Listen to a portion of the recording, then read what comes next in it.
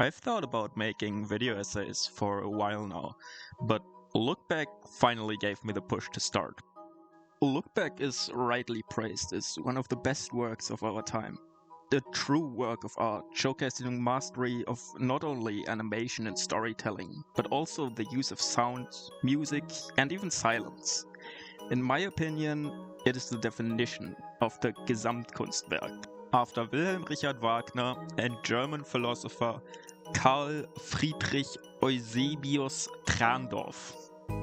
The Gesamtkunstwerk is an old concept, referring to the use of many different elements to create one cohesive work of art. Each of these elements must not only be present, but actively work together to elevate the others. This requires a deep understanding of how a scene is meant to look, sound, and feel. Originally, this concept refers to elements like music, painting, dancing, architecture, and poetry. It is an old concept after all. But this concept can easily be adapted to modern media as well. By necessity, all anime are using sound effects, music, voice acting, and animation. But a masterpiece like Look Back knows exactly when to use these elements to convey the maximum meaning in a given scene. So, while everything working together is what makes Look Back such a fantastic work, I want to focus on a specific art of storytelling that I've not seen discussed yet, and one that I've never seen executed just as good as in Look Back. And that is the storytelling through Walkcycles. Walkcycles, as the name suggests, are the collection of frames that make up the walking motion of a character. Often it's not the focus, and just a means for one character to get from point A to point B. But just as you can recognize people from afar just by how they're walking, a thought-out walk cycle can tell you a lot about a character, and what they're thinking or feeling. In Look Back though, you can see character growth depicted entirely through a character moving in the scene. This is similar to environmental storytelling, where you tell a story without saying a single word. The background art tells you the state of the world, and framing, composition, and color choice can tell you about what the characters are feeling. Playdead's Inside, for example, uses a near monochromatic color palette to create a sense of unease, but then it uses stark colors to show significant changes, such as bright yellow lights for the theme of mind control, which is a major part of the story. The character itself is a small boy, already making you feel ill-equipped for the dangerous world. And then it uses wide shots to make the boy even smaller in the frame, to elevate the feeling of distress and powerlessness. Now that the scene is nearly set, I need to get something out of the way first. While I'm calling this storytelling through Walkcycles, the scenes I'm gonna cover aren't actually what's typically referred to as a walk cycle. A cycle refers to something repeating. As such, one creates a collection of frames that can be looped, like a character in a video game, for example. I will also include a scene of a character walking in first person, but I feel like it's a good enough term to get the idea across.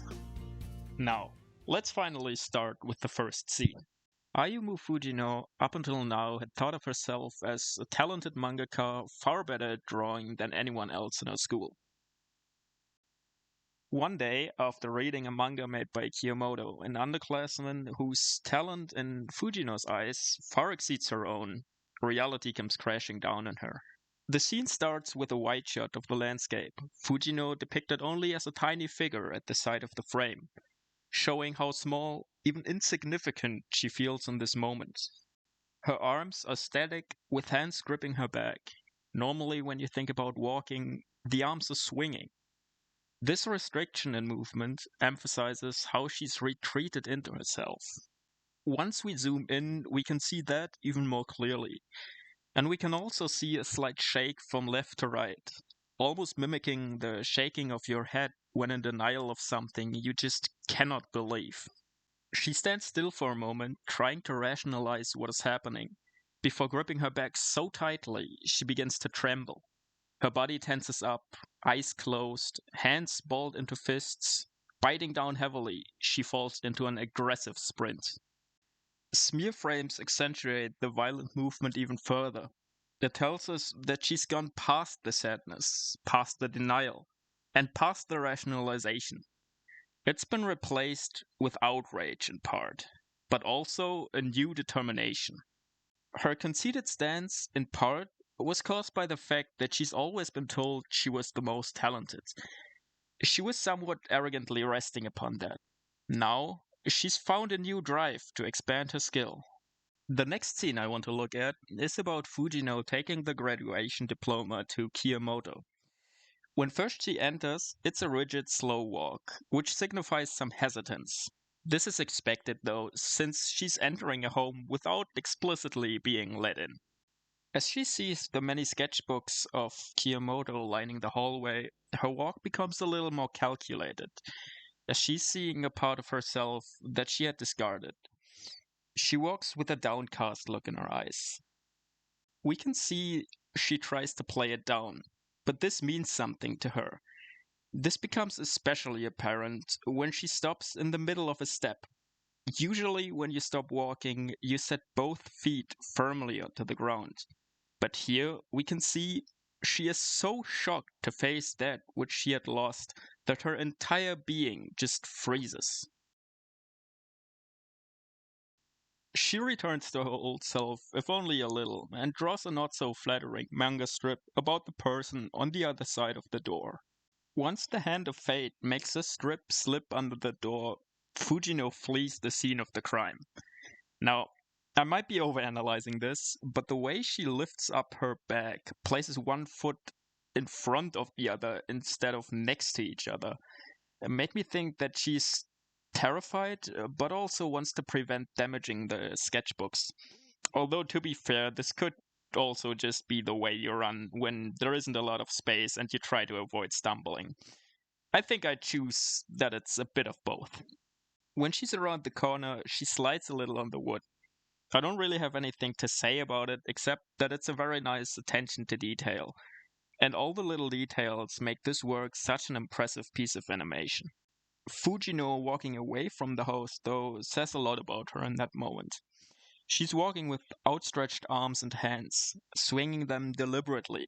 This is just as unnatural as not letting them swing at all, since this motion is something that happens naturally. It is, after all, the way the human body balances when walking. To take this instinct into your own hands shows that her entire body is telling her to walk away, though not in a terrified way. If she was terrified, she'd be running. But this deliberate fast walk tells of her uncertainty and shame. She insulted someone for no reason except her own inferiority complex, and was faced with part of her that she had discarded, a part that up until recently had been her entire personhood. This scene is immediately followed by the first person walking scene, and I just have to go on a quick tangent about it. It's already hard enough to make a walking animation look good when you see the character from a third person perspective. There, the human brain, though, can do a lot to fill in the parts.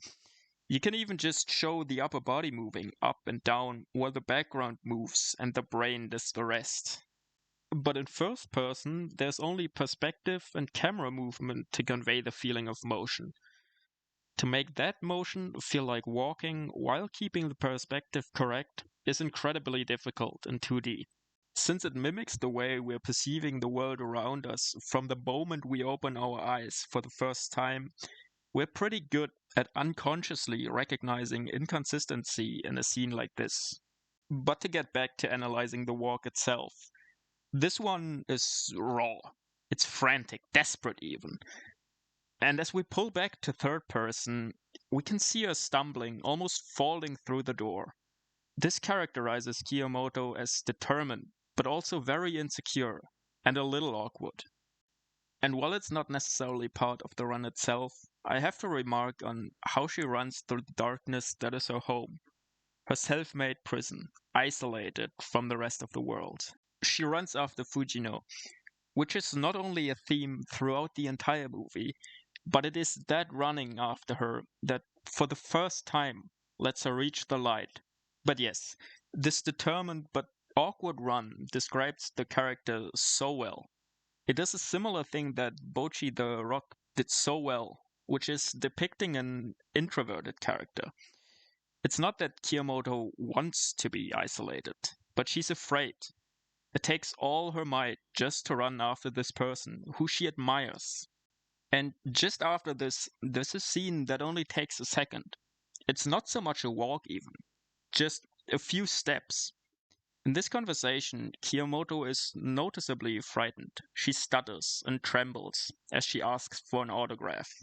But as she hears that Fujino is working on her biggest project yet, her excitement wins over her fear, and she moves in closer.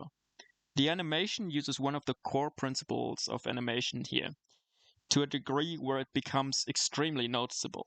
The principle I'm talking about is called anticipation. This happens in 2D animation all the time. It's the act of moving in the opposite direction before committing to an action. So, for example, animating a hammer striking a nail. You'd intuitively expect the hammer to start from a high position and fall down. But in animation, you would first move the hammer in the opposite direction before slamming it down onto the nail. It makes emotion more readable for the audience. It makes it seem more fluid and gives it energy. In more grounded or realistic works, it's usually very subtle, but it is there. Here, though, it is in full focus and accentuated to show exactly how much desire Kiyomoto feels in this moment. It's just a few steps, but it tells you so much about her. Next, we witness the scene that made me want to write this entire script in the first place. Fujino walking through the rain as her mood and her entire view on the world changes. And it's all depicted just by the way she's walking. She starts out with a downcast look, moving slowly. She said she had to go because it started to rain, but she moves as if she isn't even noticing it. The lie she told is weighing heavily on her. She wasn't working on some great work. Rather, she had given up. As it transitions, though, she's looking forward, striding into the world more purposefully, with arms swinging wide, almost as though she had found something to look forward to. Next, she transitions into a silly dance, not caring how she might look.